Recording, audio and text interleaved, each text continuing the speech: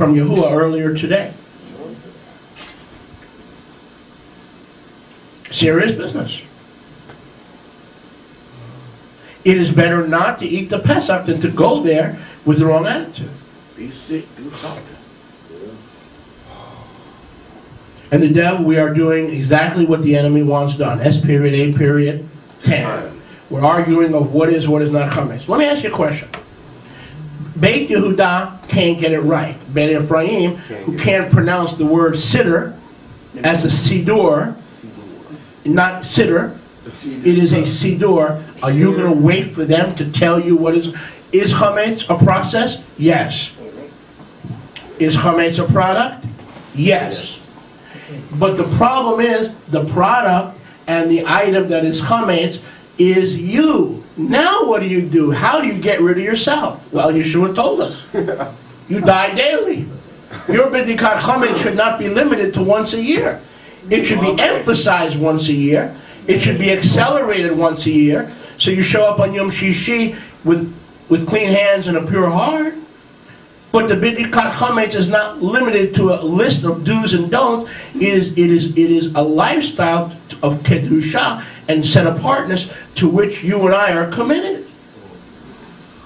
Keep short accounts. Short accounts. Yep. So, if Yahuwah, now this is what I want you to, don't miss this, please. Please, don't miss this. If Yahuwah wanted you to know of a surety what product is chametz and what process is chametz, he would have put his own list. Not a website list, not an internet list. He would have put his own list in the Torah. It is not there. Why? Because Philippians 2:12 and 13 says, it is he who works in you, both to will and to do his good pleasure. Therefore work out your own salvation with fear and with trembling. Don't ask the rabbi for a list because he gets it from the Jews. Don't ask the Jews for a list of what's chametz because they get it from the Jews. Don't ask the supermarket because the supermarket does business with the Jews. Don't ask the supermarket because the supermarket gets free haggadahs so they can sell the Jewish products that have chametz. Isn't that the irony? We're getting rid of all the things that the Jewish people tell us are chametz, and then we bring in the things that really are chametz, but they're approved by Publix in coordination with the Jewish people, so that you spend $10 on a $1 cake. P.S. You also get a free Passover Haggadah. Make sure you get one before they run out. You think anything in this world is free? You think there's anything that resembles a free lunch in this world? Why would there be so many free Passover Haggadahs in Publix if somebody wasn't making money? This is a business. And what did Yeshua do to the business of the religious leaders of his day? He went in there not once, but twice and says, get the heck out of here. It is written, my house shall be called a bayit of tefillah for all nations, but you have made it a den of thieves. So brothers and sisters, when I go to bed tonight, I am more concerned on whether I am treating others correctly or they're treating me, and whether we are reconciled one to another, than whether I have one piece of chametz, which may not be chametz. It depends whose dictionary I'm using to define chametz. And here's the bad news, brothers and sisters. As much as I love you, and as much as I hope you love me, I will not let you teach me what is chametz. And you shouldn't let me teach you what is chametz. You claim to have a personal relationship. You claim to have the abiding, indwelling Ruach HaKodesh. Let him do it. Because if the Father wanted me to do it, surely the list would be there, no? I said surely the list would be there. You know why you're confused? Because you're looking for a list when Yahuwah doesn't want you to have one. The list starts right in 1 Corinthians 6. And that's the list you don't want. Because that's the list that tells you what needs to come out before you and I sit down and eat Pesach together. Now, why did I bring up the leaders before? As Yahuwah lives, these people are not fooling Yahuwah. They're not fooling me. But even if they were fooling me, they're not fooling Yahuwah. Some of the most unforgiving, coldest, unbiblical people you will ever meet are leaders, especially in the church and the Messianic movement.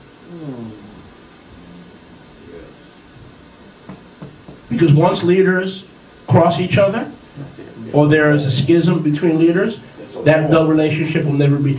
It takes a miracle, an absolute miracle, for that relationship to. Nobody can admit fault. Nobody will admit wrongdoing when there could have been wrongdoing on both sides. But guess what? My job is not to make sure all those people who are at odds with me come around. And neither is it your job to make sure all those people who are at odds with you come around. Your job is to come to that Pesach table on Yom Shishi, making sure that you have not only let it go. That's not it.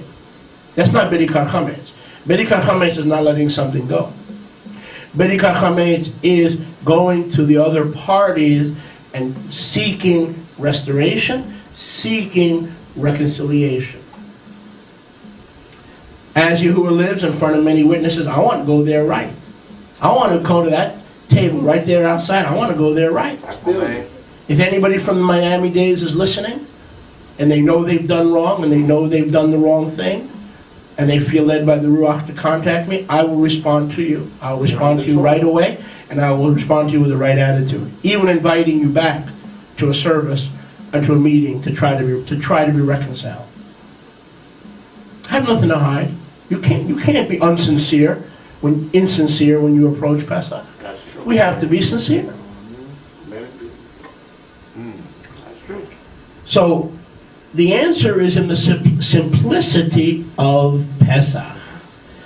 Yeshua was a kosher lamb, not because by accident he didn't find a chametz, or maybe he didn't have a feather, because according to traditional Judaism, you need a feather. You can't use a spoon, or you can't use your hand or a claw, because you might miss something. So you have to buy a special or acquire a special feather, or a special spoon, Or white gloves. yes, and a candle. And of course, where do you get the candle? Of course, East 770 Eastern Parkway. Of course. Again, think on this, brothers and sisters. If Yahuwah wanted to focus in on what was chametz, he would have left us a definition. And we're about to read. There are only 3 things you need for Pesach. 4.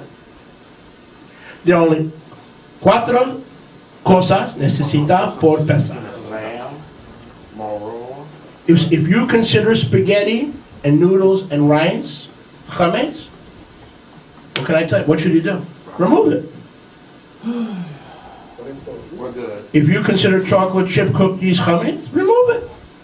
If you consider pickles chametz, Remove it. if you consider cucumbers, whatever you consider chametz, remove. But don't forget the weightier matters of the Torah, which is your heart. That's not optional. Amen. Amen. There's no ruach leading there. It is written. When it comes to getting the sincerity, the insincerity, the untruthfulness, the deceitfulness, and the hypocrisy, and the immorality, and the fornicating spirit, and the idolatry out of your heart, the list is clear, the list is there, and the list is extensive, and the list is self-explanatory. Yes, Daryl, I knew there'd be a question. So it might as well be you. Go ahead. Actually, no, I No, it's fine. It's fine. No, it's you. It's perfectly okay. Go ahead. So, the old, basically, if you believe that things that... Wilbur, give him a microphone, please, for our radio audience. Voice. Can we try and limit it to 1 or 2 Yeah, just before we get into the It's teaching? off. Turn on.